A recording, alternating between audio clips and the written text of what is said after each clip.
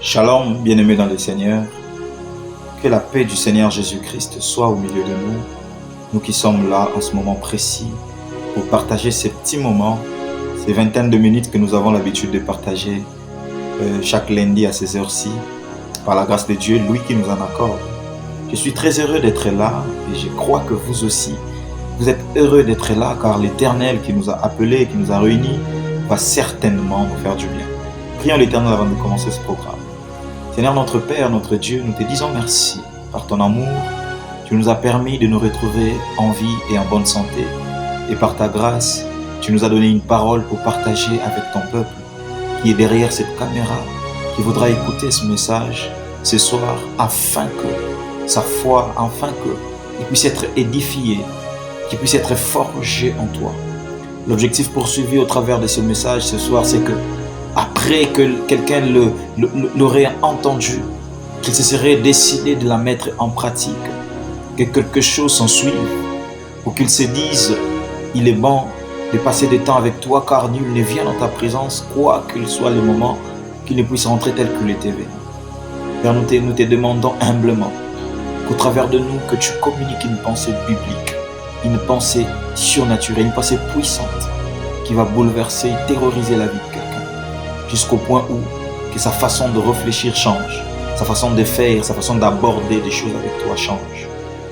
Que les promesses que tu nous as, lesquelles tu nous as prédestinées, deviennent une réalité pour nous. Par les précieux et puissants noms de Jésus, nous avons prié. Amen. Que Dieu vous bénisse énormément, vous qui êtes nombreux de l'autre côté de la caméra, qui suivez ces instants. Je suis le frère Gloire Kianda, qui vous présente ces programmes chaque lundi, dans un espace qui nous est offert par le ministère Yesunam.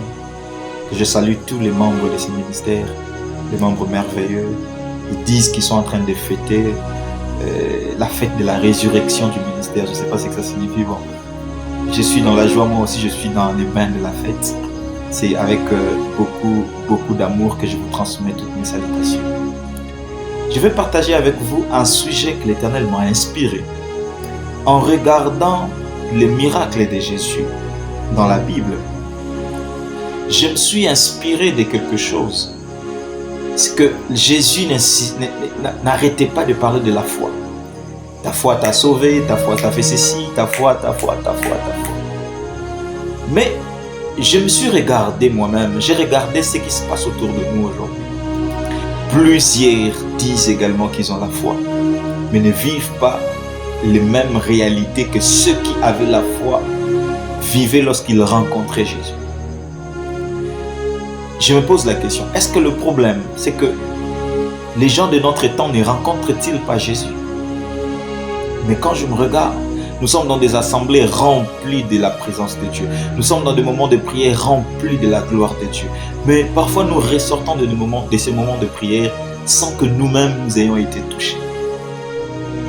Le problème, est-ce là où nous étions, il n'y avait pas la présence? Alors je peux attester, il nous arrive d'être dans les moments de prière, dans les assemblées, nous avons les Saint-Esprit, nous pouvons attester que là, l'Éternel était vraiment présent. Mais pourquoi nous y entrons et nous y ressortons tel que nous étions entrés, alors que nous avons même une parole d'assurance que nul ne vient dans la présence de Dieu et rentrer tel qu'il était venu? Alors j'étais en train de réfléchir, quel aurait été le problème? Pourquoi nous pouvons entrer dans un moment de prière fort, puissant, la gloire manifeste et tout ce que nous pouvons avoir besoin pour que notre atmosphère autour soit saturée de la présence de Dieu. Tout est tellement là et la présence de Dieu est là. Mais bizarrement, nous avons aussi la foi, comme nous n'arrêtons pas de le dire, nous avons la foi. Mais bizarrement, avec notre foi que nous avons, avec tout ce qu'il y a autour comme atmosphère, nous entrons avec un problème, nous ressortons avec les mêmes problèmes. Quel est le vrai problème? Est-ce le problème, c'est notre foi? Ou le problème, c'est la présence de Dieu qui, peut-être que ça n'a pas été suffisant pour que ça solutionne nos problèmes. Alors je me demanderai humblement dans ces cas-là, quelle est la quantité de la présence de Dieu pour ton problème? Quel est le niveau de la quantité de la présence de Dieu pour ton problème? Alors que je me souviens humblement que la Bible parle, Marc parle d'une femme syrophénicienne qui a rencontré Jésus, qui l'a dit, tu peux faire du bien, ceci, tu connaissais bien l'histoire, ma fille, et tout ça. Alors Jésus lui dit, je suis destiné à une catégorie de personnes. Je dois d'abord aller là-bas. Alors nous nous rendons compte que la femme va demander à Jésus, lui dire humblement, je sais que tu es destiné à une catégorie de personnes, mais même les chiens, lorsqu'ils sont sous la table, ils bénéficient ne serait-ce que des miettes. Permets-moi d'être comme une chienne. Je paraphrase. Je suis en train de donner l'idée de la conversation entre la femme syrophénicienne et puis Jésus. Il lui dit, permets-moi d'être ne serait-ce qu'à la place d'un chien. Ne serait-ce que les miettes. Si tu es destiné à eux, qu'ils mangent sur la table. Moi, ne serait-ce que sous la table comme un chien, ne serait-ce que les miettes. Je suis sûr et certain que si ne serait-ce que les miettes de ta présence tombent sous ma table que j'ai mangé, les miettes de ta présence, je peux avoir de la solution à mon problème. Peu importe la ténacité du problème de la femme syrophénicienne, elle croyait que les miettes de la présence de Dieu, de Jésus, pourraient juste solutionner le problème. Et Jésus a dit à tous ceux qui étaient là, je n'avais jamais vu une foi aussi forte. Ça, c'est la foi. Maintenant, je me pose la question, quelle est la quantité de la présence de Dieu qu'il faut pour ton problème, pour que tu trouves des solutions? Alors que la femme syrophénicienne n'avait besoin que d'une petite quantité, les miettes, disons, de la présence de Dieu, alors que son problème allait être solutionné. Et Jésus a appelé ça une grande foi. Quelle est la quantité qu'il te faut de la présence de Dieu? Tout ce qui se passe autour, l'atmosphère qui est autour. Parfois même quand nous partageons des moments comme ça, je vous rassure, il y a des choses qui se libèrent. Il y a l'atmosphère qui se libère dans un moment de parole comme ça. Il y a toute la puissance de Dieu qui accompagne les paroles. Parfois tu écoutes, ou parfois tu te lasses même. Pourquoi? Parce que tes problèmes, depuis que tu écoutes, ne trouvent pas de solution. Quel est le problème? Je ne sais pas si c'est ton problème, mais il se peut que ce que je veux te partager ce soir soit un des problèmes que tu as toujours, parce que quand tu entres dans la présence de Dieu, tu ressors tel que tu étais entré sans que tu trouves de problème. Alors je ne sais pas, chacun peut appeler ces sujets à sa manière, chacun peut appeler ces thèmes-là à sa manière. Moi je l'ai appelé la foi par des actes, la foi par des gestes, la foi par des actes, la foi par des actes. Il se peut que tu ne fais que dire que tu as la foi, mais tu n'as jamais manifesté ta foi. Voilà ton problème. Là, tu t'es retrouvé. Il se peut que tu dis toujours que tu as la foi, mais en réalité, ce ne sont que de paroles en l'air. Au fond, tu n'as jamais manifesté ta foi. Une autre dimension de la foi, c'est aussi dans les actes. Tu es dans la présence de Dieu. Tu es dans une atmosphère saturée de sa gloire. Est-ce que tu manifestes réellement ta foi? Qu'est-ce que tu veux dire, frère? Qu'est-ce que tu veux vraiment nous dire quand tu parles de la foi dans les actes? Ce que je veux vous dire, qu'il y a des moments où lorsqu'on se rend compte que c'est lui qui a ma solution, je n'ai pas besoin de dire à tout le monde que j'ai la foi. J'ai besoin de manifester la foi devant la personne qui a la solution à mes problèmes. C'est toujours flou, frère. Qu'est-ce que tu veux réellement nous dire? Ce que je veux vous dire, c'est que tu peux être aveugle, assis avec ton manteau. Jésus est en train de passer. Si tu ne manifestes pas la foi de l'appeler fils de David, tu ne seras jamais guéri de ton aveuglement. Oui, je parle de Bartimée. Bartimée était là. Jésus était en train de passer avec ses disciples, avec toute une foule. Il s'est rendu compte que celui qui est en train de passer là, c'est le fils de David. C'est de lui dont on parle. C'est vrai que je ne vois pas, mais je connais la promesse. C'est vrai que je ne vois pas, mais j'ai entendu parler de ça. C'est vrai que je ne vois pas, mais je sais que c'est lui qui a la solution à mon problème. Alors il se met à crier, fils de David, aie pitié de moi. Fils de David, aie pitié de moi. La Bible dit, les gens étaient en train de l'interdire. Mais plus on l'interdisait, plus ça augmentait sa foi. Parce que sa foi n'était pas dans les paroles en l'air, sa foi était dans ce qu'il posait. Il savait que Jésus avait la solution. Et il criait encore plus fort, fils de David, aie pitié de moi. fils de David, aie pitié de moi. Et la Bible dit, Jésus s'est détourné. Ce jour-là, tout le monde l'appelait Jésus, Jésus, sauf un seul homme qui a compris que ma foi devait être manifeste d'une autre manière que tout le monde. C'est ça la foi dans les actes. C'est que tout le monde va à gauche, tout le monde fait des choses à gauche, mais je me sens qu'il faut que j'attire l'attention de celui qui a la solution à mon problème. Je préfère aller à droite. C'est ce que Bartimée a fait. Pendant que tout le monde l'appelait Jésus, Jésus, Jésus, lui il a appelé fils de David. Et Jésus s'est rendu compte que tout le monde, j'entends de Jésus à gauche et à droite, mais celui qui m'appelle fils de David a certainement une révélation de moi. Alors il s'est tourné, la Bible dit.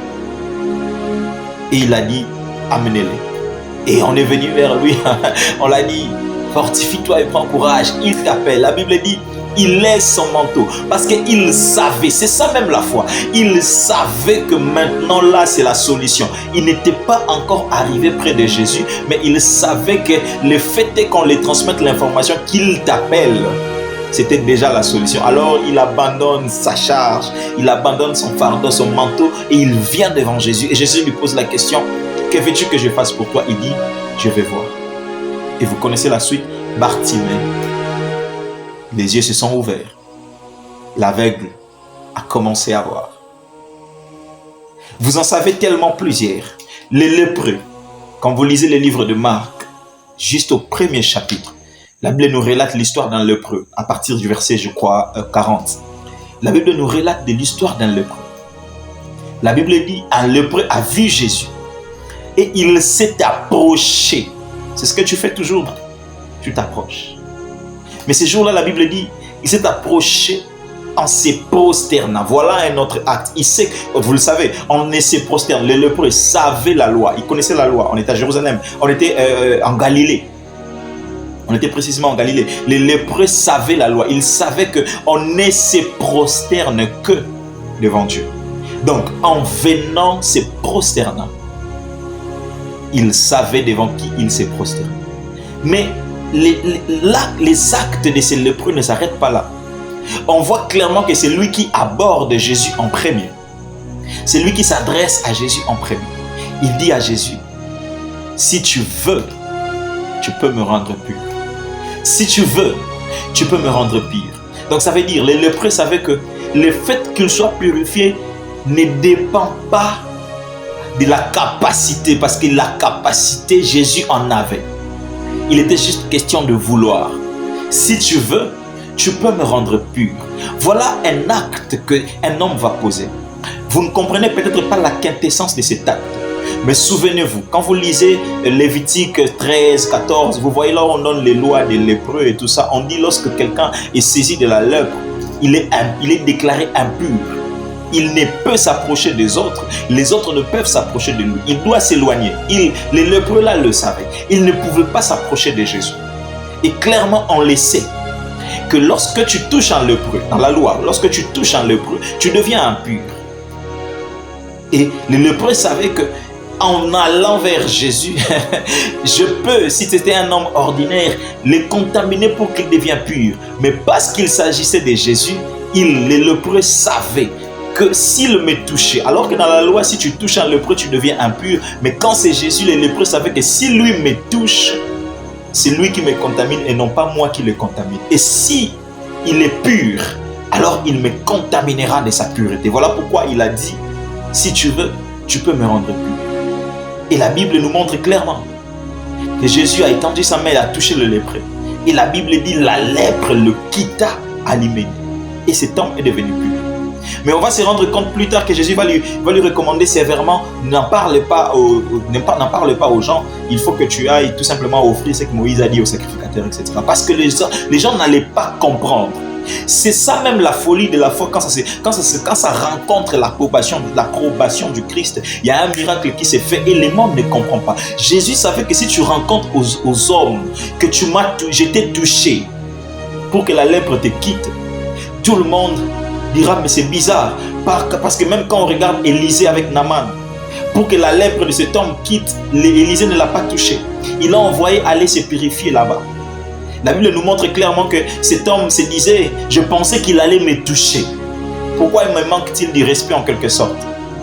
Parce qu'Élisée ne pouvait pas toucher un homme qui avait de la lèpre, selon la loi. Il a fallu qu'il l'envoie quelque part dans des eaux là-bas pour qu'il se purifie 7 fois avant qu'il se voie être guéri. Donc les hommes savaient ça. Ils savaient que s'il faudrait il peut avoir la capacité de guérir la lèpre, mais il ne faut pas qu'il touche le lépreux. Il faut qu'il envoie comme Élisée aller se laver dans le Jourdain, peut-être quelque part. Mais Jésus touche le lépreux. Donc Jésus savait que les gens n'allaient pas comprendre ça. Il l'interdit. Il lui donne des recommandations sévères.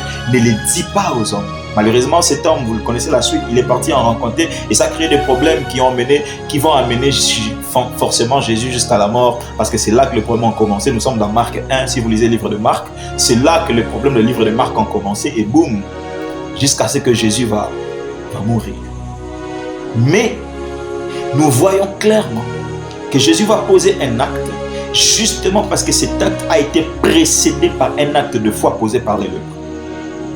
La femme à la perte de sang, parlons d'elle.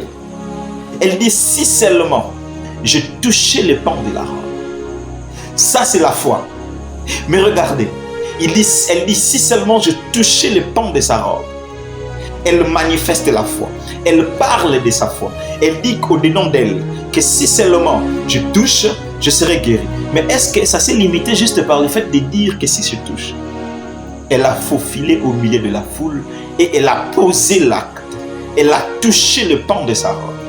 Et la Bible dit, à l'immédiat, une puissance est sortie de Jésus et a guéri cette femme qui était malade pendant tout ça. Qu'est-ce que tu poses comme acte dans la présence de Dieu? Tu es dans une atmosphère saturée de la présence. Tu ne cesses de répéter, j'ai la foi, j'ai la foi, j'ai la foi. Mais parfois, il y a des moments où on était boiteux. On a juste besoin de se rassurer que là, comme l'atmosphère est saturée, là, comme il y a la présence de Dieu, j'essaye de me mettre debout parce que je sais que, qu'est-ce que les disciples ont fait? Quand Jean et Pierre se sont présentés devant cet homme qui était malade, ils l'ont dit au nom de Jésus-Christ. Ils ont d'abord parlé, ça j'aime, ils ont d'abord parlé. Ils ont dit au nom de Jésus-Christ. Nous n'avons ni or, ni argent, ni ceci pour te donner, mais au nom de celui qui nous a mandaté, nous t'ordonnons de récupérer tes gens. Mais qu'est-ce que la Bible dit? Ils l'ont tenu par la main pour poser l'acte de le mettre debout. Vous comprenez ça? C'est vrai, ils ont parlé, mais ils ne se sont pas limités à la parole.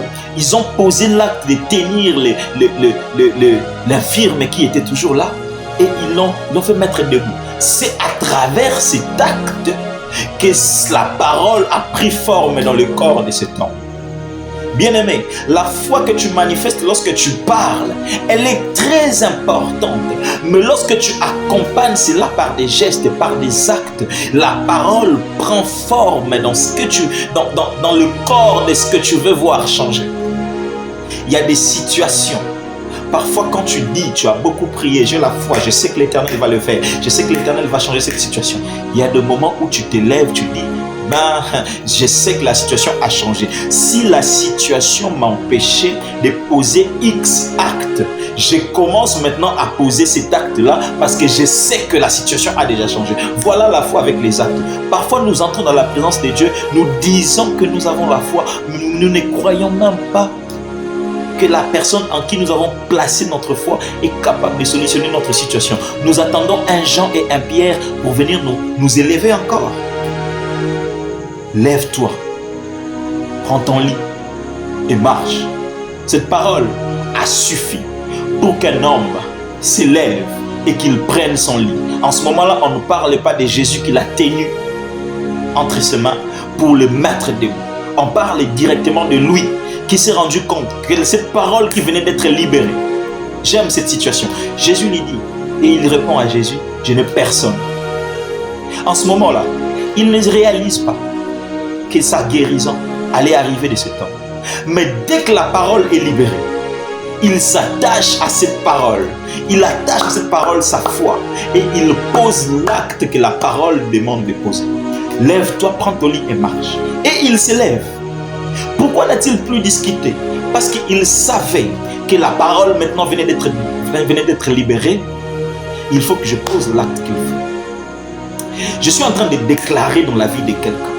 Alors que je suis mandaté par Dieu ce soir, pour te parler de cette situation. Alors que je suis en train de te parler, je te rassure que pendant que je parle, l'atmosphère est remplie de la gloire de Dieu. Je te rassure pendant que je te parle, l'atmosphère est remplie de la guérison de Dieu. Je parle même à ceux qui sont malades. Et là, quand je parle de n'importe quelle maladie. Je ne mets pas de limites dans des maladies. Je ne parle pas seulement de la fièvre et de la malaria. Je parle même de l'aveuglement. Je parle même de ceux qui n'écoutent pas. Je parle même de ceux qui n'ont jamais marché. Ceux qui croient en ces paroles, je suis en train de libérer une parole pour dire à quelqu'un, pose l'acte que ta situation t'a toujours empêché de poser. Et au nom de Jésus-Christ, je déclare que cette situation cesse maintenant parce que tu poses l'acte de foi. Tu ne parles pas seulement de la foi, tu ne crois pas seulement en ce que j'ai dit, mais tu poses l'acte qu'il faut afin de voir cela se manifester. Père, je suis en train de prier maintenant, au nom glorieux et puissant de Jésus, que quelqu'un qui s'attache, qui s'attache à cette parole et qui pose l'acte qu'il faut, voit la chose qu'il faut. Il est temps que l'on commence à vivre Dieu et non pas seulement à parler de Dieu. Et je déclare dans la vie de celui qui va faire ça. Je ne sais pas de quoi il s'agit. Je ne sais pas de quelle sorte d'acte il s'agit. Je ne sais pas quel geste doit-il faire. Je ne sais pas ce qu'il doit faire. Mais l'Esprit de l'Éternel qui nous conduit en ces lieux, qui sera en train de lui communiquer là, l'acte ou les gestes qu'il doit effectivement faire, il les fait et il voit le miracle se déclencher dans sa vie. Au nom de Jésus. Et il témoignera de puissance. Amen. Que Dieu vous bénisse. J'attends vos témoignages.